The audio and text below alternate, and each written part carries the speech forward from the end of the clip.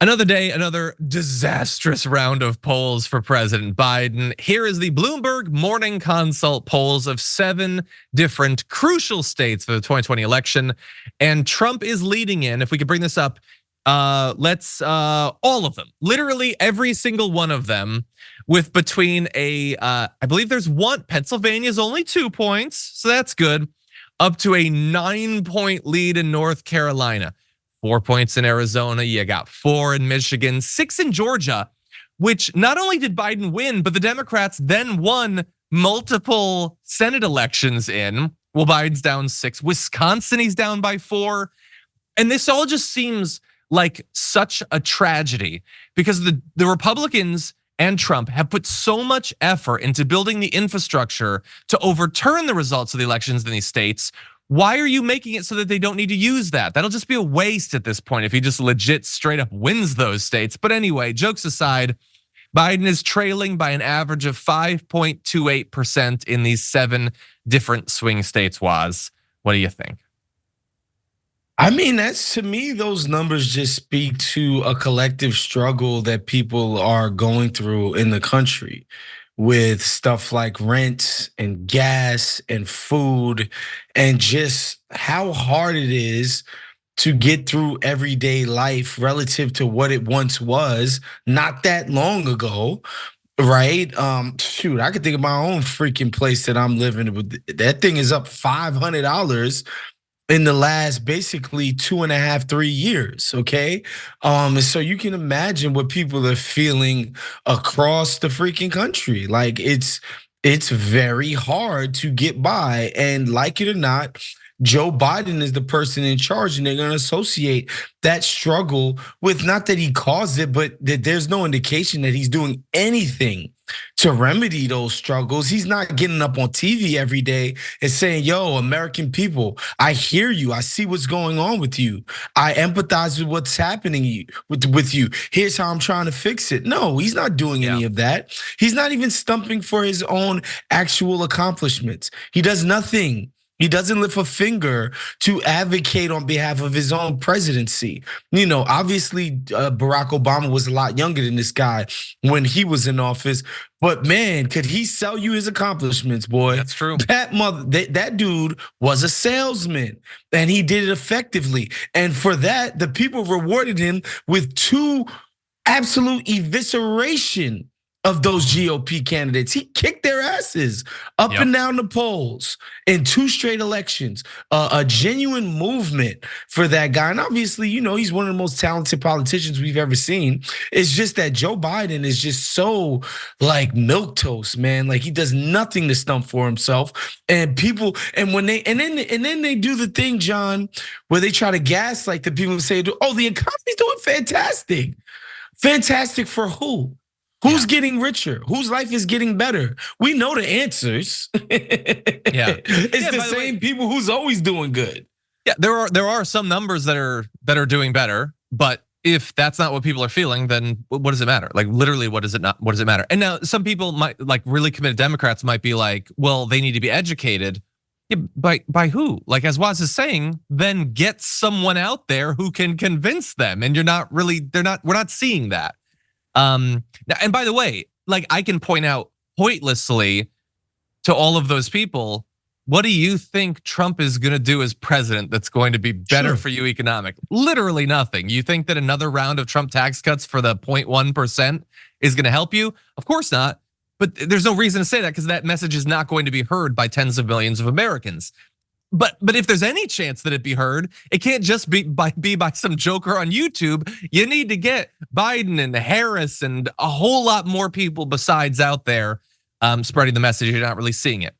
In the absence of that, I will just once again point out, it's not like it has to be this way, that you have to have this candidate who is now regularly being destroyed in every one of the swing states.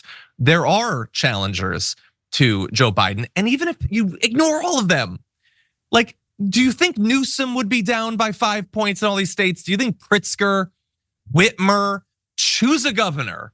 Like seriously, you think they would be down by this much?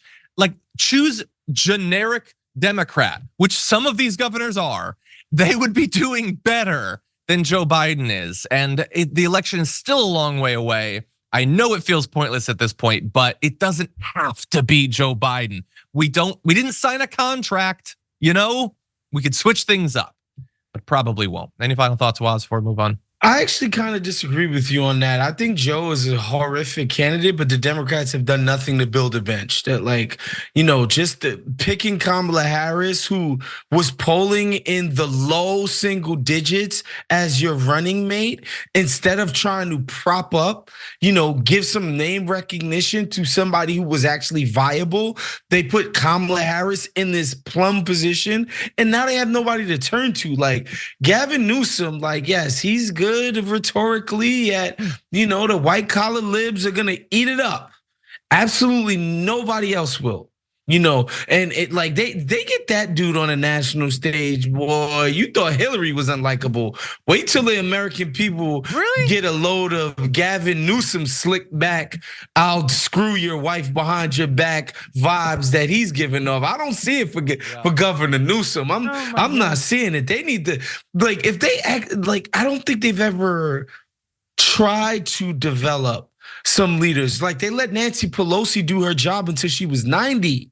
Yeah, they kept her in leadership until she was 90 years old. Like, they never had a succession plan.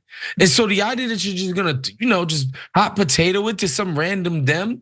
And to your point, honestly, John, any Democrat who runs has at least a 50-50 shot of winning.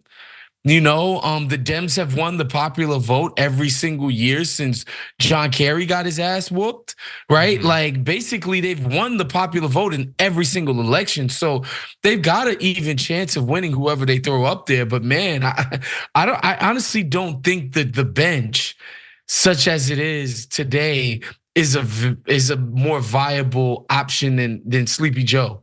I definitely agree. In choosing the running mate, they could have prioritized someone that would be better next time around or whatever. They clearly went in a different direction. I think there's a little bit of rewriting history here.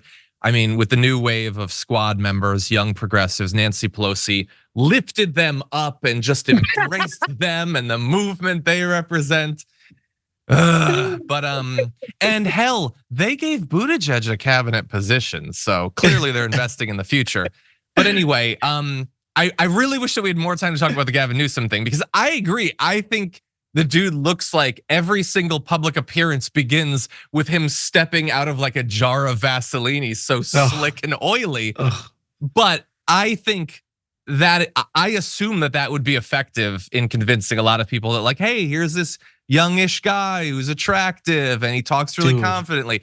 Like, that's not convincing to us, because we know that, on the substance, he's not the guy that he promised he would be as governor. But I think the magic of Barry is that he was this hyper elite cosmopolitan, but he could cosplay that folksy nonsense all day. My grandparents are from Kansas, and I grew up with the whites, and I was still black, and blah blah blah. Like, he could ham it up in that way. I remember that I don't speech. think Gavin Newsom can do that, man. I don't think he can be anything but the scumbag that he is. Yeah. I mean, he does have the fact that he is white, which historically many white people have found to be very reassuring. Yes, it's helpful. It's been helpful historically. It hasn't been much of a drag in a lot of elections, but anyway, yeah, okay. In the next time you come on, I want to have an updated debate about Gavin Newsom, and it feels super weird to be the pro Gavin Newsom person because I don't really love him as a governor. But anyway, and maybe we'll bring Anna in because I think she hates him more than anyone else in the world.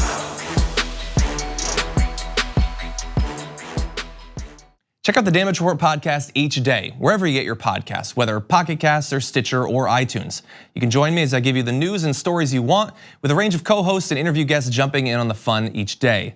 Again, that's the Damage Report, wherever you get your podcasts. And if you get them at iTunes, don't forget to rate and review. Sometimes I'll read them live on the show.